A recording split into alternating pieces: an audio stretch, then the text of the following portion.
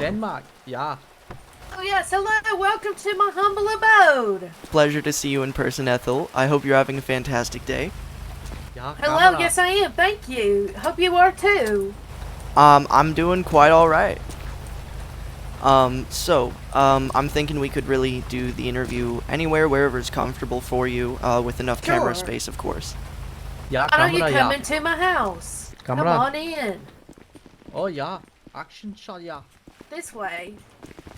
Ja, I Danish. He's not actually I Danish, by the way. Danish. Alright. So, if he's How not about here? this looks like a lovely place. Great.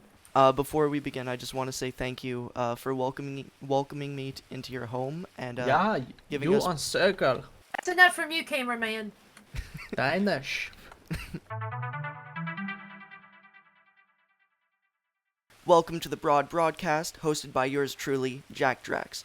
What's going on, people of San Andreas? Today we have a special guest. Everyone say hello to mayoral candidate Ethel Gerg.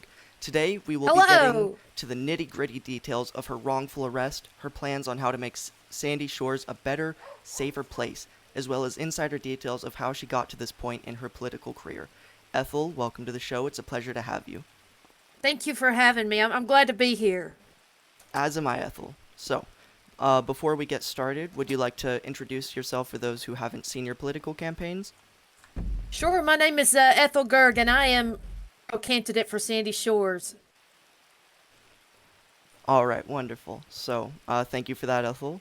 Now, I'm sure most of us have seen your political campaign on Life Invader, some of those promises being to legalize weed and protecting free speech for those people of Sandy. Do you have any Absolutely. statements? That's wonderful. Do you have any statements regarding your promises to the community and how you plan on upholding them? Well, to my community, I would like to say firstly, I love you. And secondly, this community is important to me. Not only do I live here, I thrive here. And I know everyone else does too. But there's always room to grow in the garden. And I think that what Sandy needs is a hit of fertilizer, so to say. Certain things would make Sandy Shores a better place for all of us to live, such as keeping the Metro PD out of Sandy, ending homelessness, and legalizing marijuana. Well put, mayoral candidate Ethel. So, for a while, it was big news that you were wrongfully arrested, but I don't think a lot of people know about what transpired during this. Would you mind shedding some light as to why you were arrested, what transpired behind closed doors, and how it affected you personally? Absolutely, I'd love to. Well, you see, this was my first mayoral rally. We were holding it at the courthouse, and I had a pretty big crowd there, and I had just started to speak when all of a sudden, Judge Frank O'Neill came outside and demanded that we leave because it was private property. Now, the police then informed him it was actually not private property, at which point he was looking for any reason to get me out of there. He was speaking over me. I really couldn't get a word out. Then he suddenly realized I was smoking a joint. When he did realize that, he demanded that Metro PD officer Jack Page arrest me, at which point I was placed under arrest. Personally, I feel that this was aggression against my freedom of speech. I was taken to a holding cell and then I was let go, pretty much free because it was obviously bullshit. I mean, obviously, that sounds absolutely preposterous. I know that we saw some of your legal team posting on Life Invader as well, asking about your whereabouts. Sure. Do you know why that the Department of Justice might be trying to hide what they're charging you with or how they're keeping you? I think it's because it was a high priority kind of event, or profile event, I guess I should say. You know, a lot of people witnessed it, and a lot of people were angry. I even heard that somebody tried to stab Frank O'Neill for what he did. And I think perhaps that they were afraid that someone would try to break me out of prison. So it definitely sounds like you have a very dedicated fan base and audience. I mean, it's good to have some good. I will say my constituents are in fact loyal and devoted, and they want to see a better Sandy Shores as much as I do. That's wonderful news. Thank you, Ethel. And I think that we all believe that some departments in the state can be corrupt at times. Do you think that this corruption is a bad egg or two and can be easily dealt with, or do you think the corruption lies deeper in the higher command? If so, what do you plan to do to reduce the potential corruption within Sandy Shores? Absolutely. I love this question. I think that corruption is in every aspect of our lives every day. We see the Metro up here on our streets, patrolling our streets. They should stay in Los Santos and stay out of Sandy. I don't want Metro up here, period.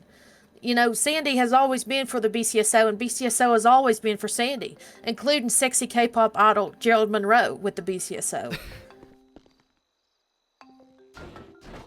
I appreciate that, Ethel, and I want to take a quick step back and say for all of us that we are proud of you for overcoming these challenges, and we hope to see great things from you in the future. But I'm sure this was likely to leave a lasting impact on your mental health. If you feel comfortable sharing, how have you been handling the stress and disrespect from the judicial system? I'd love to answer that question. You know, today I went to a court case. It was Jack Page's court case. He was going against a nice young lady, Jessica Hill, in which he lost because of his incompetence and corruption. The whole court case, he was badgering the witness, badgering the audience, and just generally being a malignant stain on Los Santos. Things like this get me down at times when I see people like this run amok, as well as when I know that I have personally been victim to this kind of thing. But I keep my head up and I carry on for the betterment of Sandy Shores.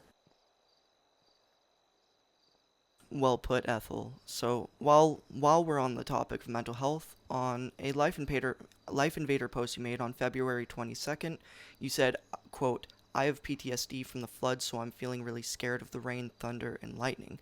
As someone who struggles with mental health, do you have any advice to any listeners who might be going through similar struggles? Sure. I would wish to say to my listeners to reach out to Sam's North and South, as they have active mental health personnel, like my own therapist, Rory Brown Worths. And I would ask them to just hang in there, and hang in there like a hair in a biscuit, and don't stop fighting. And also, if it rains, you can just go in the house. Absolutely well put.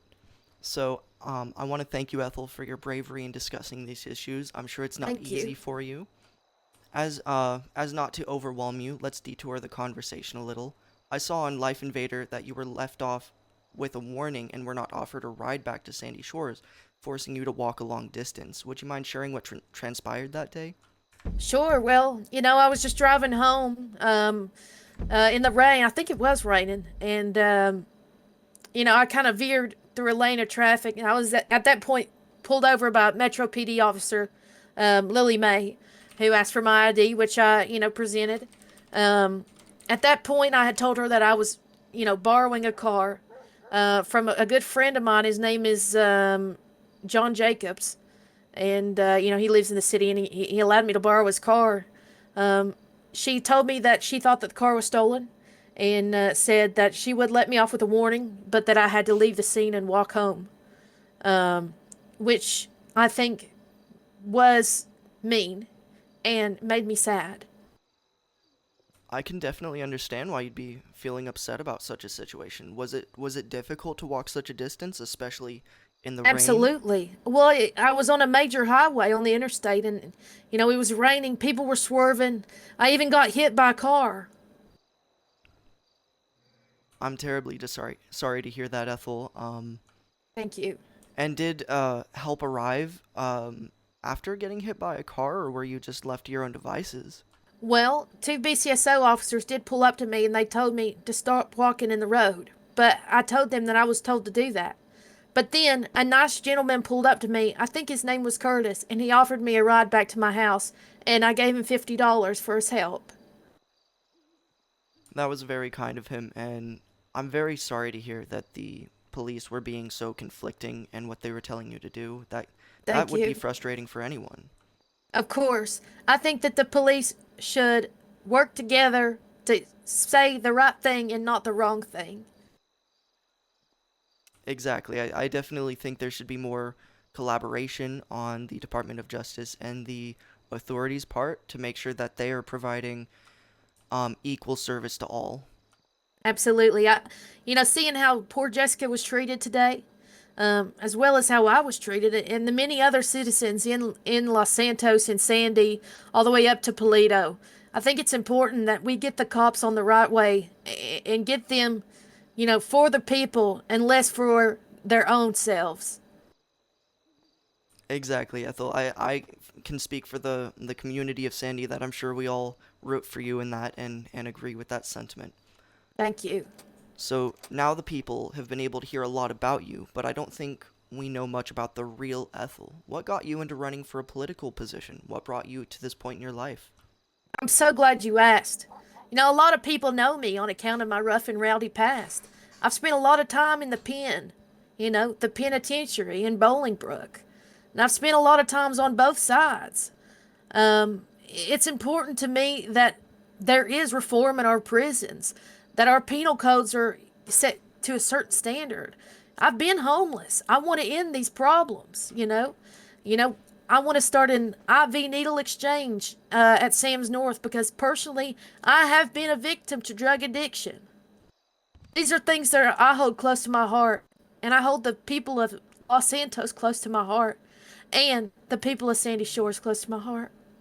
Also, I want to hire a podiatrist at Sam's North because I hear a lot of people have a lot of issues with their foot, toe health, that kind of thing.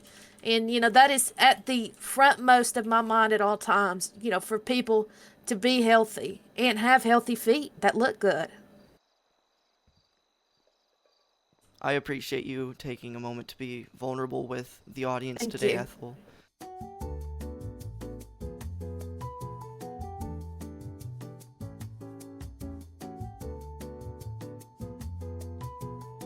Cameraman, whenever you're ready, we can continue with the interview.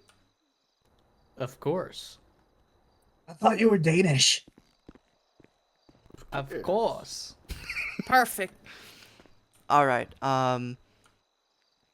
So Ethel, while we were waiting to hear back from you regarding this interview, my team and I did some investigating on other mayoral candidates. And while at first we came up dry, we eventually got word from a potential candidate who at this time asked to remain anonymous while they're setting up their campaign.